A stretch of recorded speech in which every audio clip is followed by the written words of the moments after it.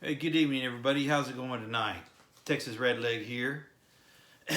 Wanted to, first of all, wish everybody a happy start to the week, and hopefully everything's panning out for you good, and you're able to accomplish some finalized preps over the weekend and catch up on things you need to catch up on, and you know, get those things that you may need to take you through the situation coming up. So please like, share, and subscribe. And also, let me know what you guys are running into out there as far as the stores go. Around my area in the North Texas zone, it's fairly bountiful, I would say. There's some things that are, getting a little bit light as far as the shelves go, but, I haven't gone today or yesterday, but, I was able to go a few days before then, and everything looked great. So, for the most part, but always curious to see what you guys are finding out there, and love to, kind of see what your inventory's like on the shelves there, wherever you reside. And seems like we're getting down to the wire here, so I say it's time to sit back and watch the show. And it looks like we got one day here to fully get prepped. Especially for the regulated materials that may be fairly well restricted on the federal level coming up here in a couple of days. So I'd be sure you go tomorrow and try to stock up on any seeds or dispensers that you may need going forward. Whatever you got on the 20th is probably going to be what you have, unless you do some buying or some trading on the down low. So with one day remaining and getting ready to watch the show, I wanted to talk about using your skills to obtain intel and pass along intel and evaluate intel. And so I kind of simply just use a little, I would call it a template, but I use a little plan here that I put together, and I just call it observe, listen, and report. Three things: observe, listen, and report. They say you can only believe about half of what you see and none of what you hear, but we have some reliable sources out there of people and groups that do put out good info and good intel. So observe, listen, and report. And make notes if you have to.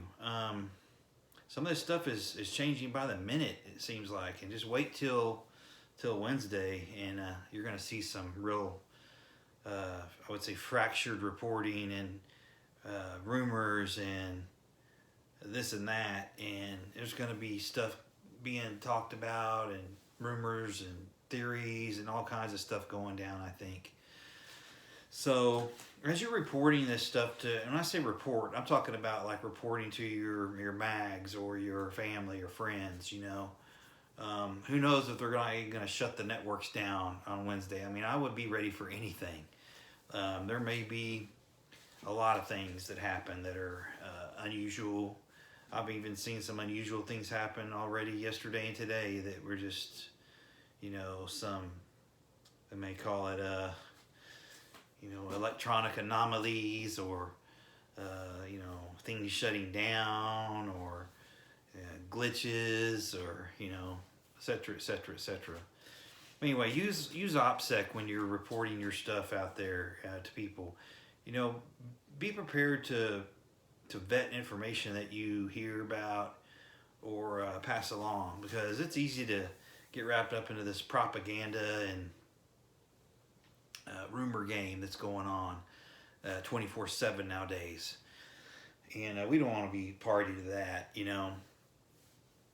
But try to vet information that you get. Use reliable sources, as reliable as you can. Try to deal with reliable people. You know who they are. There's some people that'll just regurgitate anything. And there's other people that'll go, they'll tap the brakes a little bit and they'll go, let me dig into this a little bit more and see what we got. So credibility goes a long way. And, I would just encourage everybody to don't be part of the problem on the left, which is just create fiction and pass along rhetoric and propaganda when it fits your narrative or fits the narrative of the candidate you support or the political persuasion that you support. So, good, bad, or indifferent, just vet your information and make sure you pass along reliable stuff. We all need to have reliable sources and reliable content right now. And it's really, really getting dicey out there. So I hope everybody is on the same page with that. Another thing I wanted to talk about, I've discussed it the last 4 or 5 videos I think I have put out, but I would say that EDC, that everyday carry, needs to be with you 100% of the time right now.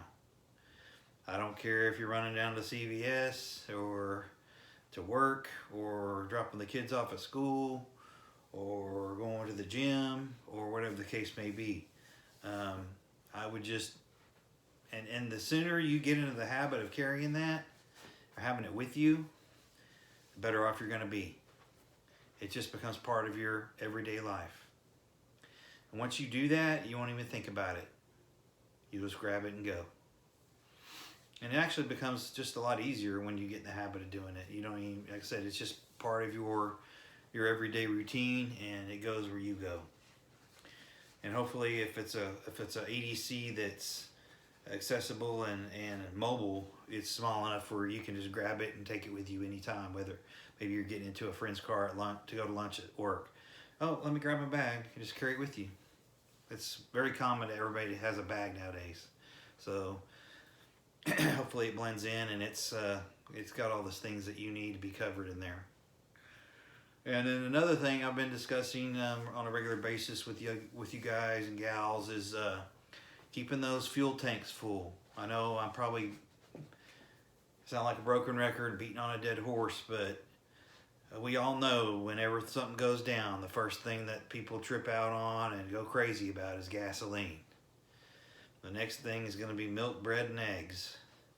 Hopefully you got that covered too.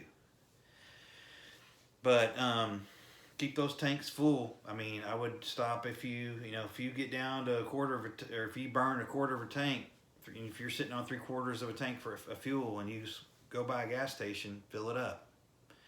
Take you about 5 minutes, maybe not even that long.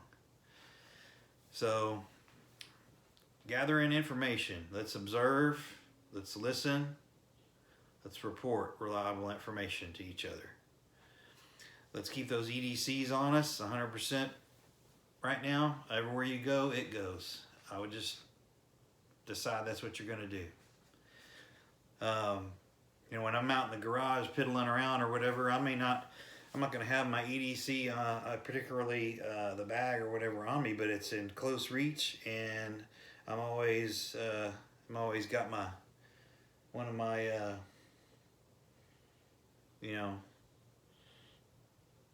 compacts with me, so I'm always ready to go anyway. But it's really close by if I ever should need it. And keeping those fuel tanks to the brim. I mean, that's huge, y'all.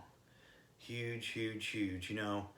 If there's ever a power outage and, if you're just trying to figure things out, if you got plenty of fuel, you can go out and start that vehicle, charge your phone, get warm if you need to, all that, even if you park in the garage, you can crack your garage door, up a little bit and make sure that exhaust gets out so you can run your vehicle and have power and get warm if you have no other choice. So anyway, hopefully everybody's squared away, and I would not venture too far from your base of operations I would say the remainder of the week, starting tomorrow. If you don't have to travel, man, I would really encourage people to stay within their normal, an hour or less from home, if you can, just to be safe and then close to your home operation. So with that, wish everybody a great week. Keep prepping, stack it deep, and always remember, long live the Republic.